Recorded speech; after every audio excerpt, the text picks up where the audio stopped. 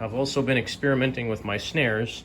So this is a Yamaha Stage Custom that I bought a few weeks ago, and I had got this Remo controlled sound coated top head on it. It was too ringy. I didn't like the way it sounded.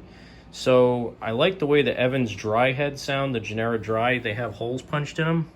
So I took a paper punch and punched some like 1/8 inch holes all the way around this thing. I did 20 holes in it, and I tuned it up pretty tight, so it sounds really good. And I put a marching snare bottom head on it, an MS3 Evans, which has like a Remo sound ring on the inside of it.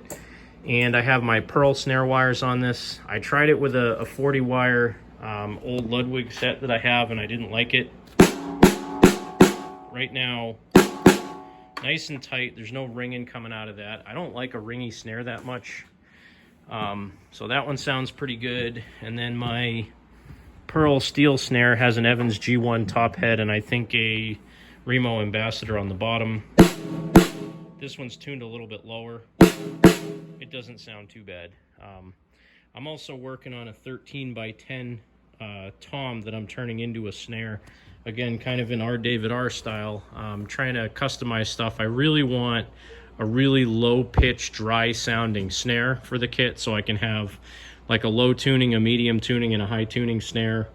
And like I said, I just bought a cheap CB Drums 13x10 tom.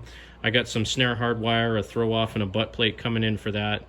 I'm going to trim up the bottom ring so I can put the snare wires through it, and I got a snare wire coming in for it as well. So just the ever-changing quest to try to get the sound I want out of my kit.